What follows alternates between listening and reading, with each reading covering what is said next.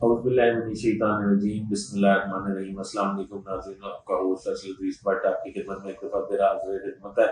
ناظرین میرے چینل کو سبسکرائب کر لیں، بیل آئیکن کے بٹن کو دبا لیں تاکہ میری انفارمیشن بر وقت آپ تک پہنچ سکے۔ آج میرے پاس 3 بڑی خبریں ہیں، بریکنگ نیوز، اور وہ 3 بڑی خبروں میں یہ ہے کہ عمران خان صاحب کی گرفتاری کیوں آخر ممکن نہیں ہے، عمران خان صاحب اور اسٹیبلشمنٹ کے درمیان کیا فاصلے ہیں یا نہیں، پی ایم ایل این کو اسٹیبلشمنٹ سپیس دے رہی ہے یا نہیں۔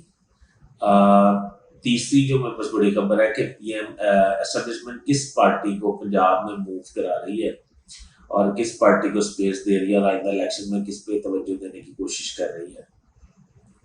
اب جو اہم سب سے خبر ہے وہ یہ ہے کہ آپ کو پتہ ہے پورا پاکستان میں میدان جنگ بنا ہوا تھا عمران خان کی گرفتاری کے حوالے سے۔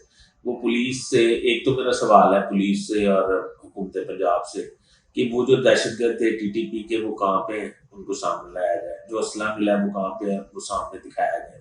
نمبر 2، کس نے اچانک پولیس کے قبضے سے عمران خان کا گھر واگزار کروایا، یہ میں آپ کو اپنے پروگرام میں آج بتانے والا ہوں۔ تو ناظرین چینل سبسکرائب کر لیں، بیل آئیکن کو بٹن کو دبا لیں۔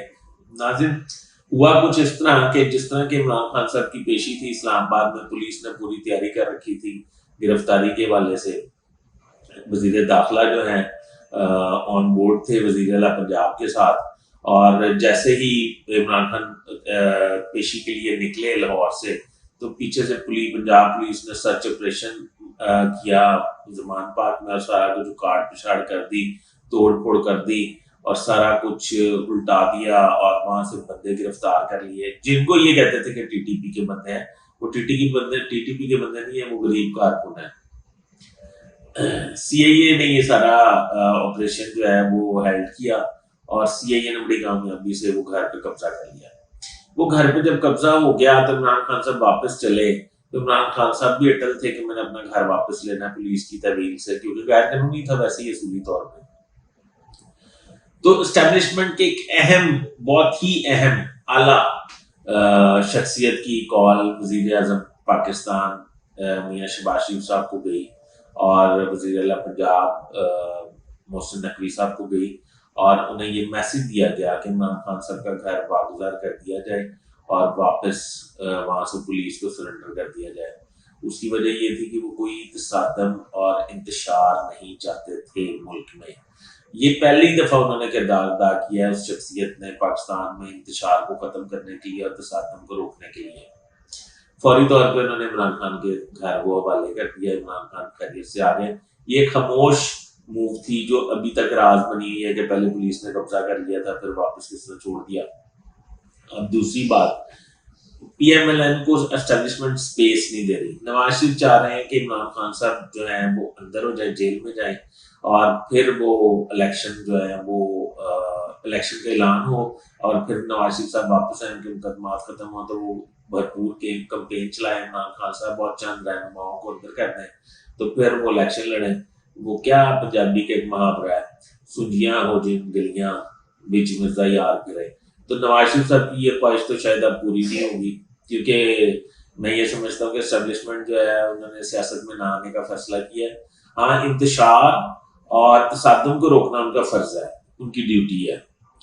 تو میرے خیال میں عمران خان ابھی establishment P M L N کو سپیس نہیں دے رہی، کیونکہ تمام تر کوشش کے باوجود پی ایم ایل این جو ہے وہ یہاں اتحادی حکومت جو ہے وہ اور نگران حکومت عمران خان کو گرفتار نہیں کر پا رہی۔ ایک بات تو یہ ہے جو میں پہلے بھی پروگرامز میں کہتا رہا ہوں، میں نا ادھر آپ کو اپنے پروگرامز کے کلپس دکھاؤں گا کہ کتنے عرصے سے میں یہ کہہ رہا ہوں کہ عمران خان صاحب گرفتار نہیں ہوں گے، اور اینکرز اور دانشور اور یوٹیوبرز جو ہیں وہ روزانہ کی بنیاد پہ یہ کہتے ہیں، راگ لاپتے ہیں کہ عمران خان آج گرفتار ہو جائیں گے، فلانی جگہ سے گرفتار ہو جائیں گے، فلانی جگہ سے گرفتار ہو جائیں گے، آج عدالت انہیں نہیں چھوڑے گی، آج پولیس نہیں چھوڑے گی، آج رینجرز آ جائے گی۔